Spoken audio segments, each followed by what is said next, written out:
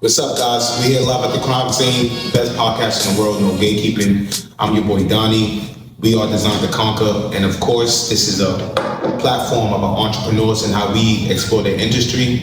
Right now, I got a special guest, Derek Aurelius, with me. Math teacher by day, novelist by night. I took some notes, so let me make sure I get his bio correct. Now, I mean, Bronx native of Panamanian and Jamaican descent. Okay, an all-purpose writer whose pen stretches across storytelling, poetry, and prose, a fierce advocate for men's mental health and identity. Derek Aurelius fuses self-reflection, lyricism, and philosophy, blending the lines between spoken word artist, author, and thinker. Did I hit that? I mean, that's it. Yo, listen, I need to get it all. Know what I mean? So what's up? Tell the world about yourself and who you are. What's going on, family? Derek Aurelius, Bronx born, native and poet, spoken word artist, educator, and MC. Really happy to be here. I've been working on this project for a really long time with my boy Dre, illustrating and coming up with something really awesome for y'all to have. This is my first body of work, first of very many, my magnum opus. I'm here to talk about it today. Let's talk about it. So the name of the book is Across the RMC. Okay, this is fire, by the way. Can't wait to buy it. Great. What made you come up with that name? It was actually called something else before it, and very corny, very cartoony. It was called Remember Your Training. Okay. But I recently took a trip to Morocco a couple years ago. It was a really eye-opening experience. Mm-hmm. And what people are going to realize when they read the novel, right? So people in that part of the world, they describe the desert as the sea. Okay. Because it's cornerless, right? It can be very dangerous, but it can also be very majestic and beautiful. Okay. Right? So across the Orange Sea, my story takes place in an East African fictional world. Nice. I got a couple questions for you. I wrote them down. So what can the public expect from a book like this? The thing that I think about first is, number one, I recognize we're in 2026. Mm-hmm. Not a lot of people are reading for pleasure. Right. They're doing a lot of self-help. They're doing a lot of self-discovery. They're trying to make money fast and just, improve themselves. Right. Still, right? But there still is a population of the people in the world who read for pleasure. And this is a fantasy novel, and I want to play with imagination. Something that's really important to me, as you mentioned in my bio, is mental health awareness, specifically amongst men, mm-hmm. being that men are 10 times more likely to commit suicide than women, right? And those things have been studied and shown.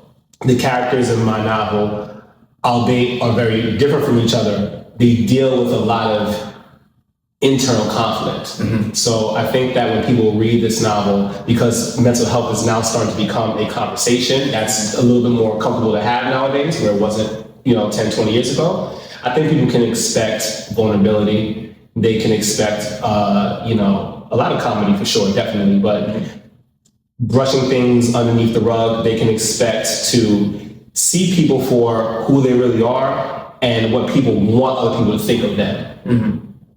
So you're an educator, right? And I think your educational background also helps you. This plays a part in you being an author.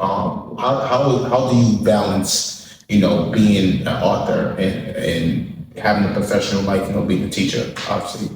How do you balance that? You can't really. To be very honest, at some point a corner has to be cut. I've been trying to tell y'all. It's impossible.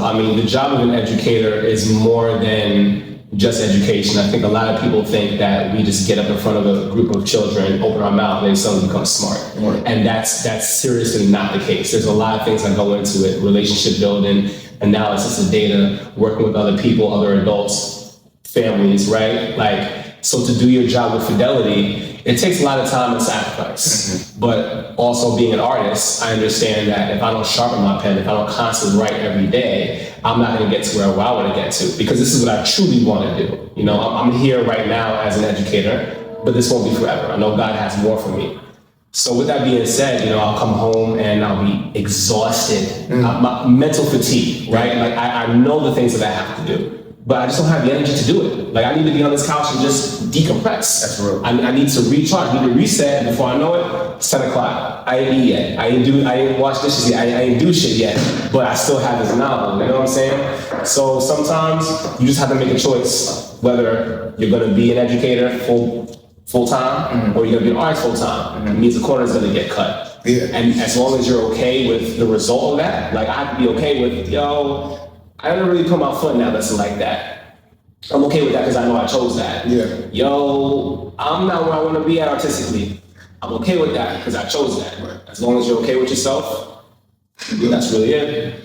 Yo, it's interesting because I feel like there are certain weeks of my school life I can't cut. And so it means that I have to now cut my artistic life. And, and it's tough, right? It's like, for instance, we just had Parent-Teacher Conference. Same. Schedule conferences, phone calls, report cards, things to do. All that, yeah. So it's like, damn, this week for my art, it's going to have to get the short end of the stick because I have to focus this week on just my 9 to 5. But it does flip. And like you said, like, yo, these kids are not getting this best lesson because I'm over here editing my video during my prep, right? And we are in a new world. So how has AI helped you, like, in both worlds? So I want to be really clear about my response to this because, my friends and family are watching this and I'm pretty sure they're like, who will this say? I recognize the benefits of AI in certain places, right? When it comes to organization or when it comes to, the input of time, you know what I'm saying? Like, I totally get that. 1,010%, go right on ahead. You know what I'm saying? Like, I know I have coworkers and administrations that uses ChatGPT for shit. Yeah. By all means. Yeah. You know what I'm saying?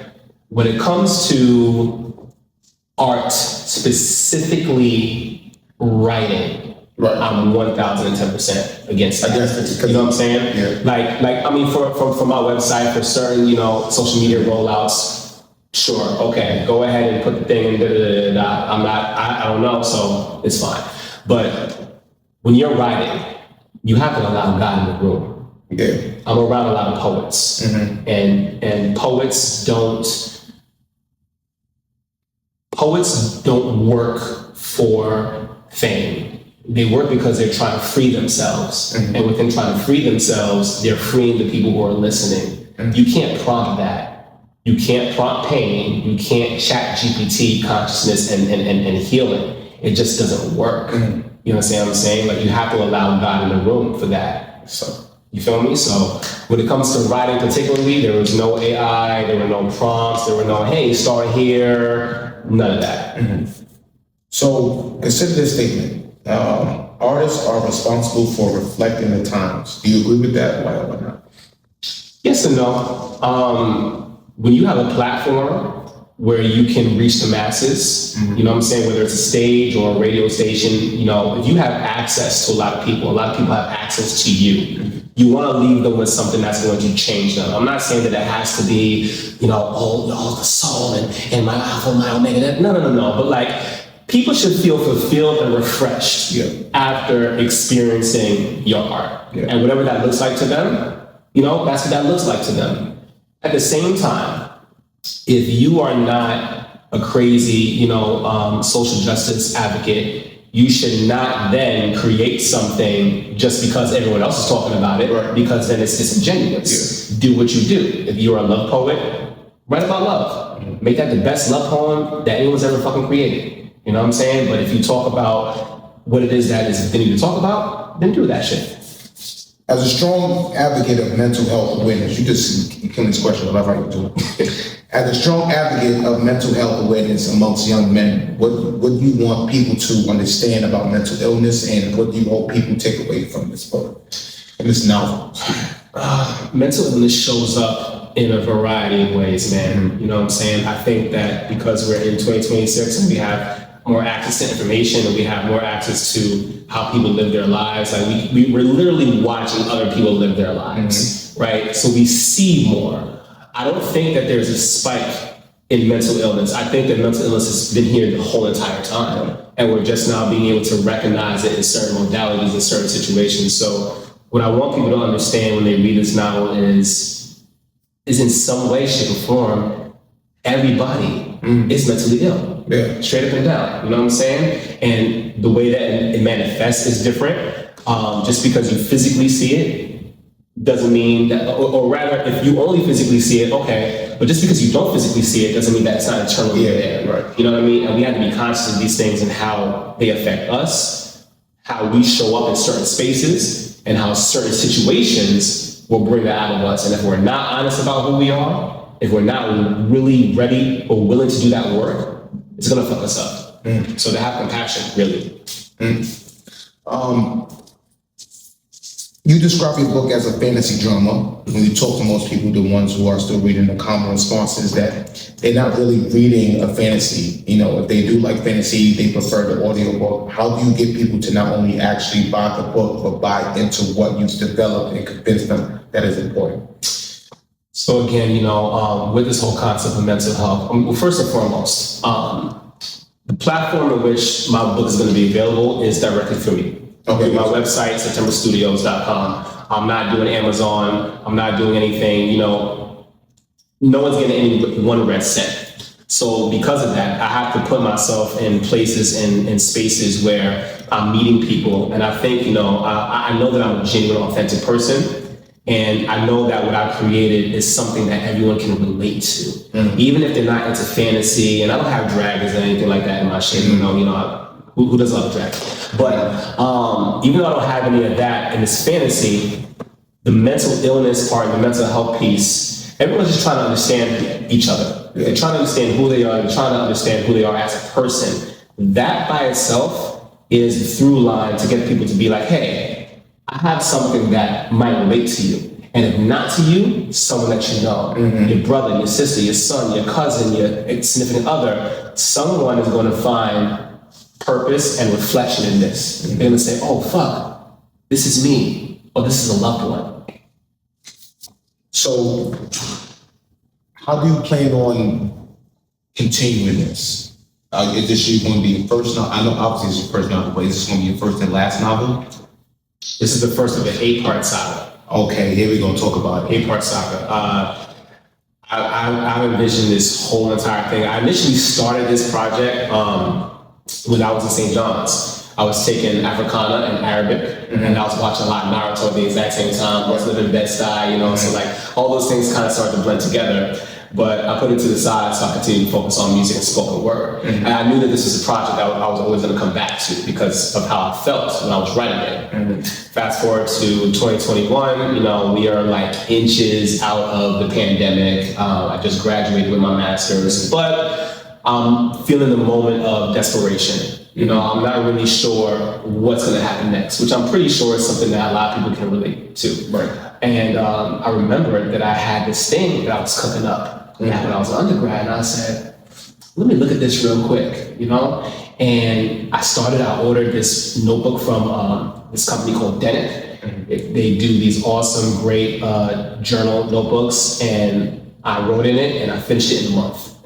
I ordered another one, and another one, and another one, to the point where this thing became part of my life. Got you. You understand what I'm saying? So I have this whole story that I want to tell, and expands different type of cultures, different type of religions, different types of history, but it's about us. Yeah. It's about Black people, because there is a huge disconnect in understanding the experience when it comes to the African experience, the Black American experience, and the Caribbean experience. For some reason, we're the only people on the face of this planet that just can't get it together. You understand what I'm saying? And not saying that we don't have coalitions or organizations and we don't love ourselves, but this is a problem, and it's not our fault. So I say all that to say that I created this thing as a love letter to our people, but also as a means to try to understand the human person in the time that we're living in.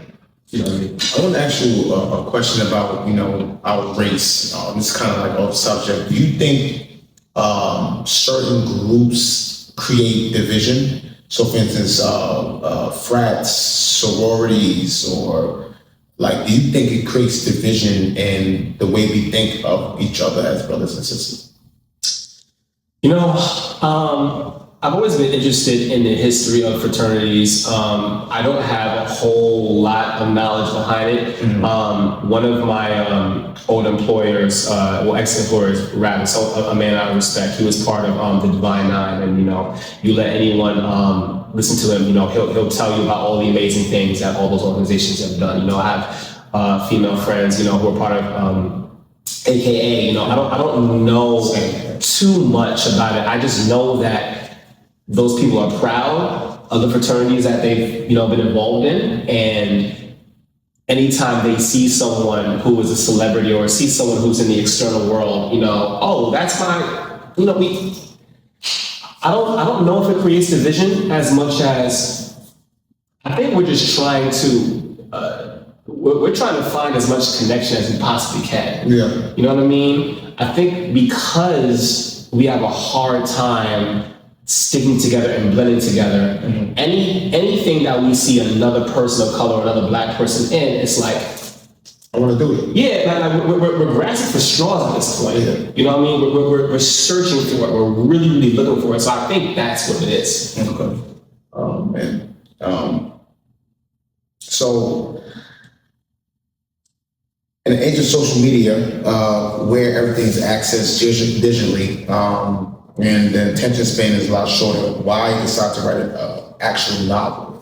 Why not an anime or even a manga or a series of comics? Something that would just entertain people quicker.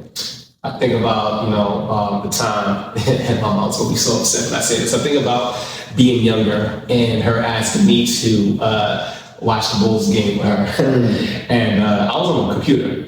I was on, when we had the modem, the big ass, the Dell, the big ass screen and the keyboard and the thing underneath the desk, you know what I'm saying? I was writing stories, I wasn't into that. And then my grandmother, God rest her soul, she bought me my first Harry Potter book. So holding the book, flipping through it, smelling that new papery smell, you know what I'm saying? I would read 3 chapters a day so I always saw myself creating something physical with my name on it, with my ideas and my feelings, my passions inside of it. And then also too, as a musical artist, I know that as we moved into streaming and all that kind of stuff, it would be really difficult, not impossible, but difficult to make money. And with the way that my life is going as an educator and whatnot, I wasn't going to give all my soul into that. But I can do something that speaks to my soul, and I can still make money off of this. This is source material. You can do anime off of this. You can do movies off of this. You can do a TV show off of this. You know what I mean? So it was about feasibility, but lifelong passion.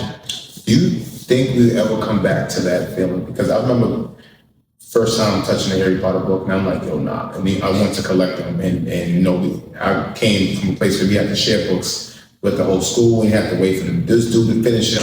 And I'm like, yo, like reading for me is imperative. I think it's a life lesson. Do you think we'll ever get back to that? Like, especially children, like my students now, it's like reading is not, it's not sexy, if you will. Like it's not, There's no riz. it's not risen. Reading is not risen. And it sucks because that's how you become the Wizard of Oz. That's how you really become risen. Because you sit there and read 1,000 books. Wizard of Oz.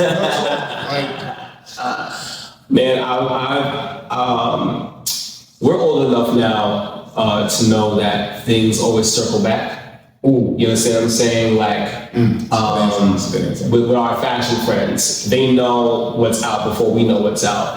They know what's coming back. You know what I'm saying? Like, I'm seeing a lot of, the wide pant leg. You know what I'm saying?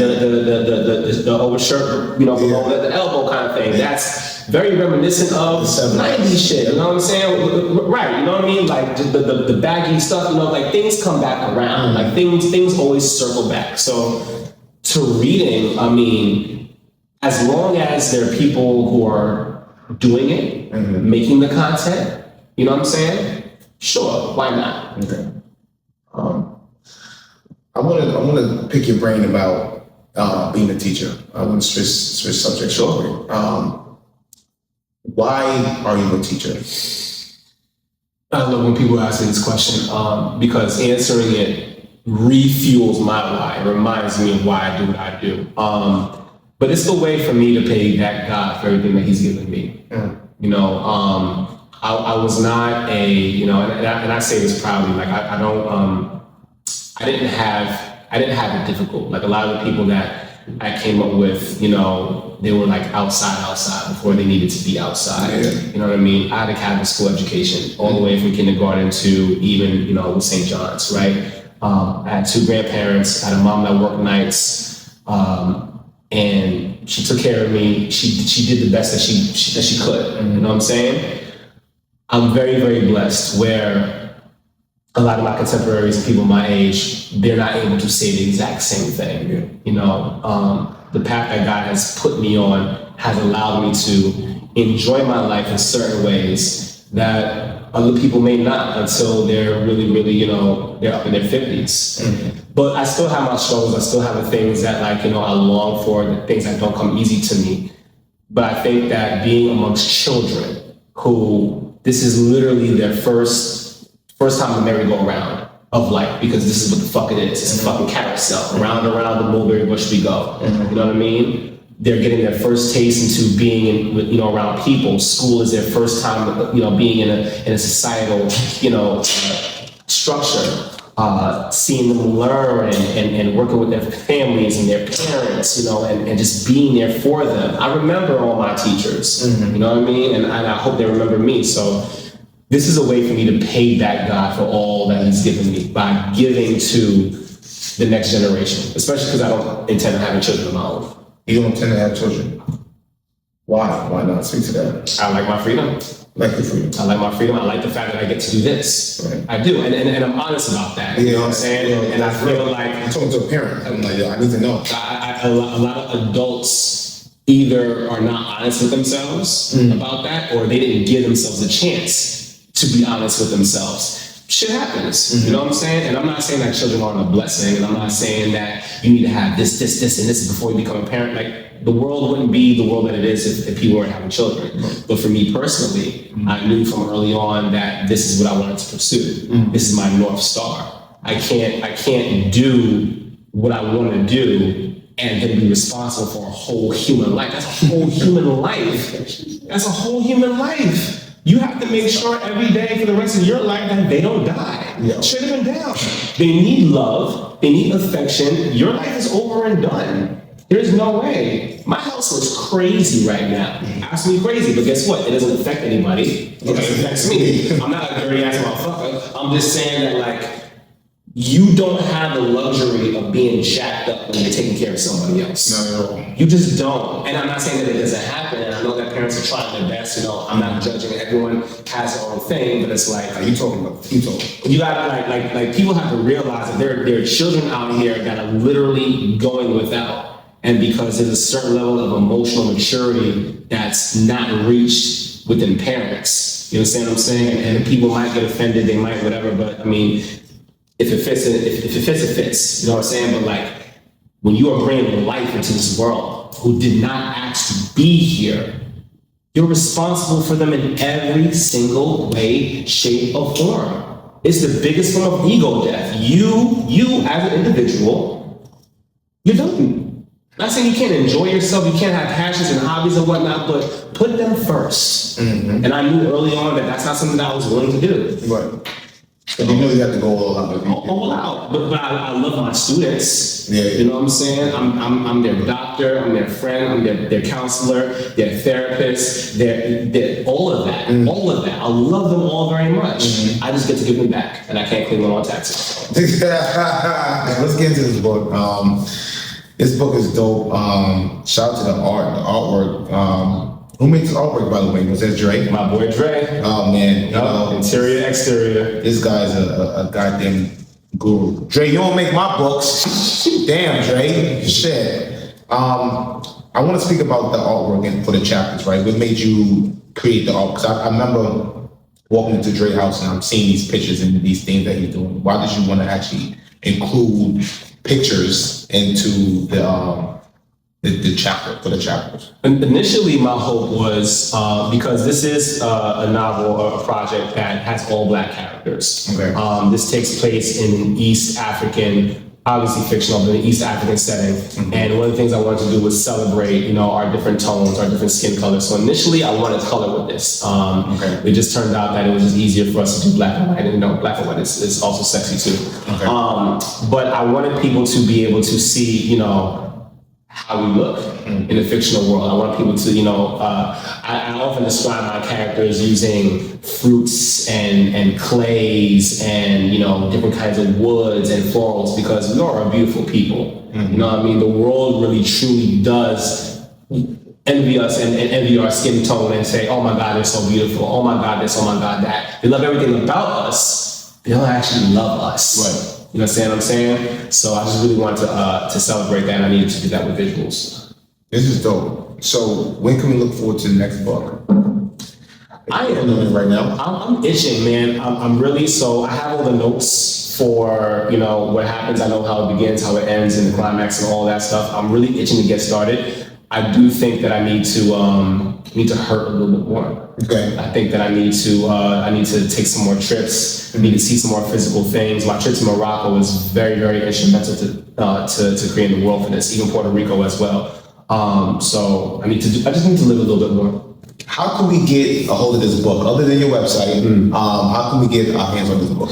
So check this out, right? So I have ticketeers on the site and in person at the event, April 25th at the Andrew Freeman Home. It's my mom's birthday, April 25th. That's right. Say less, bro. Tourist gang. $35 gets you the novel and entry.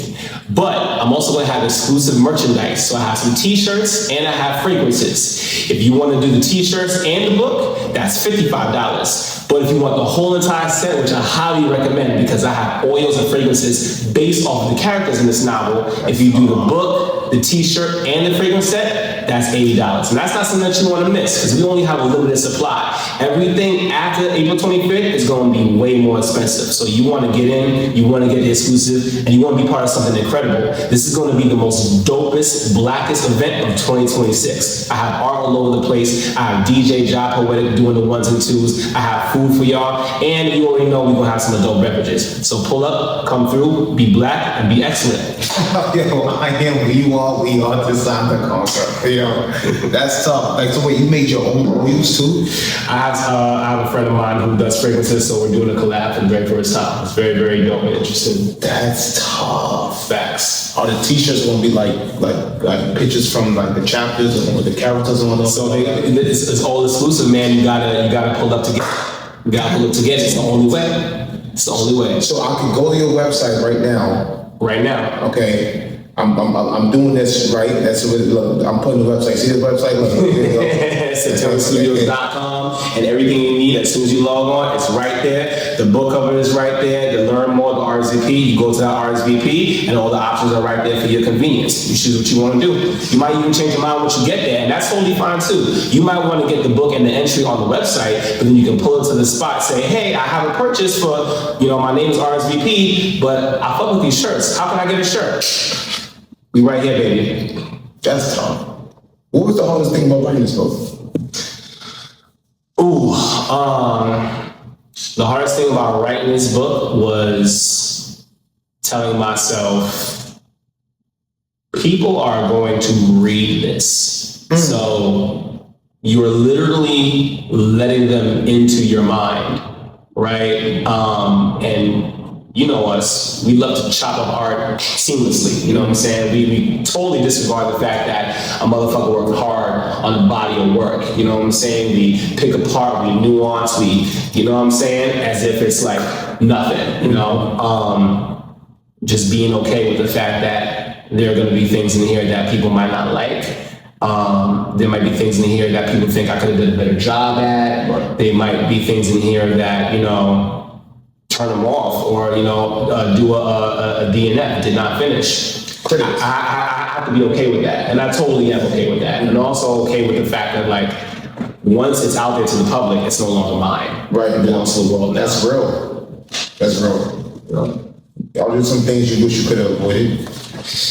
Or some advice that you would give someone who's creating a novel? save, save, save. Save your work. Save your work. While working with my copy editor, we worked in 3-month increments. So I sent her the initial and she did the copy editing, which was, making sure that syntax was proper and sentence structure and all that. Then it was for development, and then everything else was like the pacing and fine tuning. So we are at the day before, it's the last go around. And because, as artists or as a procrastinator, the two both exist, right? The best shit that's in this novel didn't come out until hours before I had to send the final. Like, this is my last chance to, if I want to add anything in this bitch, like, let me do it now. Right. So I went ahead and I did all that, right? And I'm like, the whole entire day, right? I get home and it's time.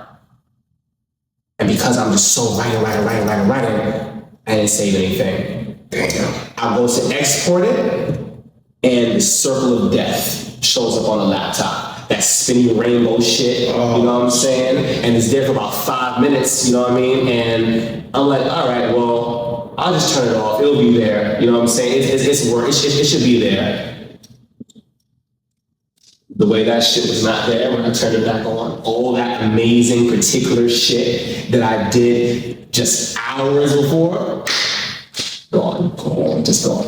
The novel was there. It's just all the things that I did that day that were so special because the fire was under my ass. There's a certain kind of magic that came with that. And I the level of upset. But I was able to, I reached out to her, I said, listen, I just need a little bit more time. I was able to kind of remember most of what I did. It just wasn't in the way. So advice to writers, if you're using a laptop, which, we most likely are because we're no longer doing typewriting as Dre. And my man's came at me one time about typewriting and shit. But save.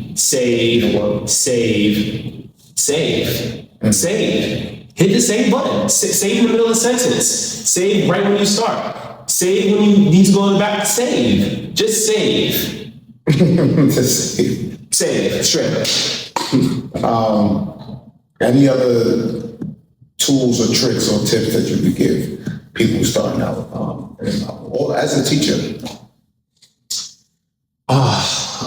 Being an educator and an artist requires you to be the most honest version of yourself. Mm-hmm. You can't do any kind of work because both of them deal with working with people, right? We create art so that way we can give people a lens into ourselves, but their selves. We create art so that way we can heal society in some kind of way, right? And by educating, we're healing the future. You know what I'm saying? You can't do any of that if you are not honest with who you are inside, internally, right? So you just have to just really at least try to know yourself. I'm not trying to say like you gotta be the guru and I am so like, no. Like this is daily. It's daily. Every day you have to wake up and just try to be better than what you were yesterday. Mm-hmm. And whatever that looks like for you, whether it's praying every day, whether it's more water, less alcohol, whether it's whatever it is, you just have to show up with your best foot forward. My man B, thank you so much. Please make sure you get Across the Orange Sea. Facts. April 25th, come through to this event, man. It's gonna be the dopest shit you have ever been to. Alright, get that. 35, 55, 80, depending on what you want to do. Come through and spend, man. I'm giving y'all food, I'm giving y'all experiences, I'm giving y'all vibes. It's gonna be dope. Can't wait to see y'all there. Support black business, man. You know what I'm saying? Our body, Donnie. Thank you so much for having me, bro. Our body, our brother, say who, man. It's Aurelius. Let's say that correctly, nigga. It's a wrap. It's a wrap.